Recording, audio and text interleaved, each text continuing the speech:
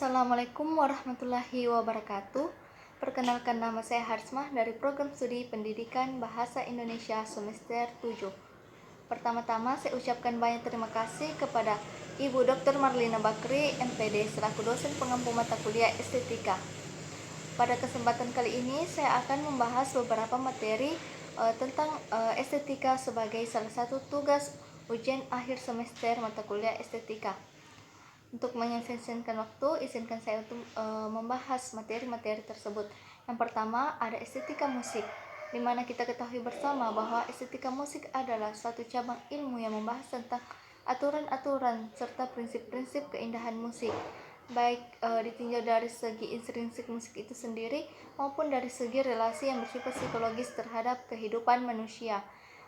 Selanjutnya, estetika musik di sini ada dua kelompok yang membahas mengenai estetika musik. Yang pertama ada kelompok autonomis dan kelompok heteronomis.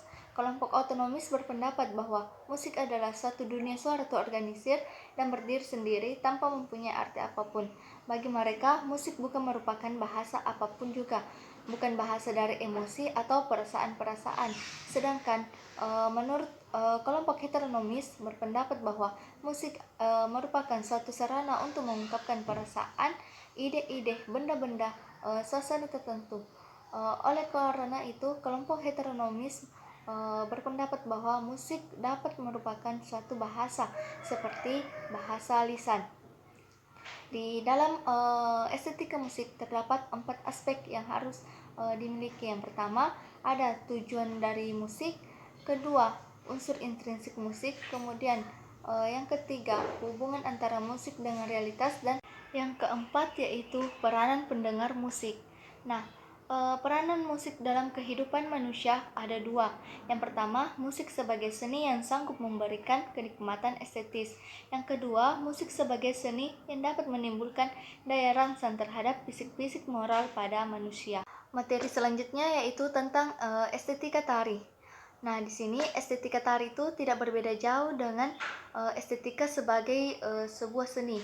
Artinya, usaha untuk mendapatkan pengertian, pemahaman, rasa keindahan dalam lingkup kebudayaan manusia. Pada estetika tari ada 3 masalah yang dibicarakan, antara lain estetika sebagai pengetahuan keindahan, estetika sebagai konsep keindahan, dan estetika sebagai permasalahan keindahan tari. Dalam estetika tari itu ada 2 metode yang digunakan, yaitu metode ilmiah dan metode objektif.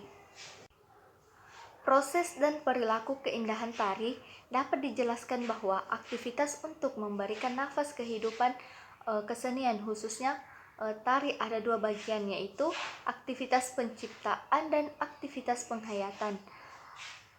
Dalam estetika tari terdapat beberapa komponen keindahan tari. Yang pertama ada ide estetik, kerangka ide estetik, garap bentuk, garap isi, garap koreografer, kemudian performer atau penari, penghayat atau pencipta seni, dan komunikasi estetik. Materi yang ketiga yaitu estetika sastra. Nah, estetika sastra adalah aspek-aspek keindahan yang terkandung dalam sastra dan didominasi oleh gaya bahasa, keseimbangan aspek-aspek lainnya yang terkandung dalam komposisi, bab dan subbab, bait dalam puisi, dialog dan improvisasi dalam drama, nada dan irama suara tukang cerita dalam dongeng. Nah, secara fisik, aspek estetika paling jelas ditandai melalui cover buku. Nah, estetika sastra ini juga di dalamnya bisa berupa estetika puisi, estetika drama, estetika prosa, dan sebagainya. Estetika drama dan estetika film. Dalam seni drama terdapat beberapa nilai estetis. Yang pertama ada nilai emosional, yang kedua nilai intelektual, yang ketiga nilai visual, dan yang terakhir nilai verbal. Nah, unsur estetika yang wajib ada dalam drama ada 4. Yang pertama harus ada prolog, yang kedua dialog, dan yang ketiga pertunjukan pementasan, dan yang terakhir ada epilog. Film adalah sebuah studi yang melihat film sebagai sebuah seni dan pesan artistik. Oleh karena itu, konsep-konsep tentang keindahan, rasa, dan kenikmatan menjadi pertimbangan saat kita mendekati film dari perspektif tersebut. Materi selanjutnya yaitu estetika terapan. Sebagaimana yang kita ketahui bersama bahwa estetika itu adalah ilmu yang mempelajari segala sesuatu tentang keindahan, sedangkan terapan merupakan karya seni rupa yang dibuat dengan tujuan praktis dalam kehidupan sehari-hari yang mengandung nilai fungsi tertentu di samping nilai seni yang dimilikinya. Jadi dapat disimpulkan bahwa estetika terapan adalah estetika atau keindahan yang diaplikasikan pada sebuah rancangan. Estetika terapan yaitu menghadirkan keindahan, mengutarakan perasaan atau ekspresi, representasi aspirasi, gagasan, memberikan berbagai informasi yang tersurat dan tersirat, serta mengungkapkan jiwa seseorang. Relasi estetika terhadap desain. Estetika dalam desain berfungsi sebagai penghibur mata karena dengan tampilan yang elegan membuat mata tertarik untuk melihatnya bahkan memilikinya. Contohnya ketika kita jalan-jalan ke mall, mungkin niat awal kita itu hanya untuk cuci mata, tidak untuk berbelanja.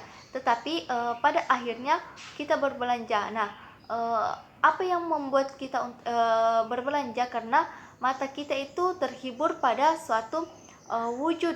Jadi fungsi estetika yaitu merubah sebuah desain itu laku.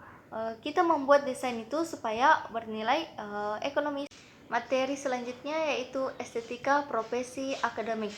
Profesi akademik pendidikan adalah suatu kegiatan atau pekerjaan sesuai dengan keahliannya yang diberikan atau diajarkan kepada peserta didik agar bisa berperan aktif dalam kehidupannya sekarang dan masa depan. Nah, estetika dalam profesi akademik ini terbagi atas 3. Yang pertama, seni sebagai penembus terhadap realitas. Yang kedua, seni sebagai alat kesenangan, dan seni sebagai ekspresi tentang pengalaman.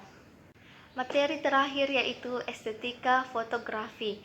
Estetika fotografi meliputi aspek teknikal dan aspek ideasional.